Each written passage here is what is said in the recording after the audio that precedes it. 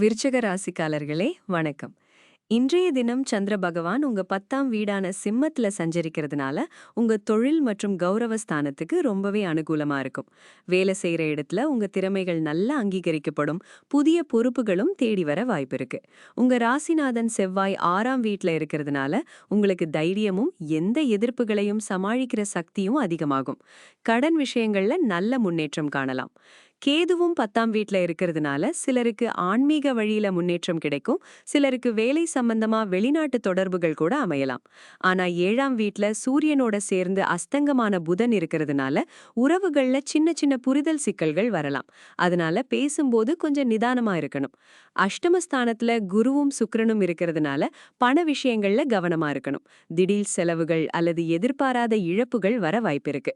பூர்வ புண்ணிய ஸ்தானத்துல சனி பகவான் இருக்கிறதுனால பிள்ளைகள் விஷயத்துல கூடுதல் கவனம் தேவைப்படும். 4ஆம் வீட்ல ராகு இருக்கிறதுனால அம்மா உடல் நலத்திலேயோ அல்லது உங்க மன அமைதியிலேயோ சின்ன தடுமாற்றங்கள் வரலாம். இன்றைய தினம் ஞாயிற்றுக்கிழமைங்கிறதுனால சூரியனோட தாக்கம் அதிகமா இருக்கும். இன்றைய தினம் தொழில் தொடர்பான புது வாய்ப்புகளை நல்லா பயன்படுத்திக்கிங்க. கடன்கள் விஷயத்துல முன்னேற்றம் காண முயற்சி பண்ணுங்க. உறவுகள்ல விட்டு கொடுத்து அனுசரிச்சு போறது ரொம்ப நல்லது.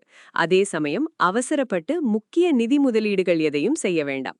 தேவையில்லாத விவாதங்கள்ல ஈடுபடுறதையும் தவிர்த்திடுங்க. மாலை ராகு காலம் 4:39 இருந்து 6:29 வரைக்கும் இருக்கிறதுனால இந்த நேரத்துல புது வேலைகள் எதையும் ஆரம்பிக்காம இருக்கிறது நல்லது.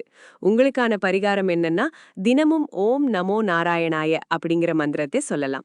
திருவரங்கம் அரங்கநாத சுவாமி கோயிலுக்கோ அல்லது பக்கத்துல இருக்க விஷ்ணு ஆலயத்துக்கோ போயிட்டு வரலாம். ஏழைகளுக்கு அன்னதானம் செய்யறது ரொம்ப விசேஷம். குறிப்பா ஞாயிற்றுக்கிழமைகள்ல உணவு வழங்குறது ரொம்ப நல்லது. இன்றைய தினத்துக்கான உங்க மொத்த பலன் கொஞ்சம் சுமாராக 2 மதிப்பெண்கள் அப்படின்னு சொல்லலாம். நம்பிக்கையோட இருங்க, நல்லது நடக்கும். நன்றி.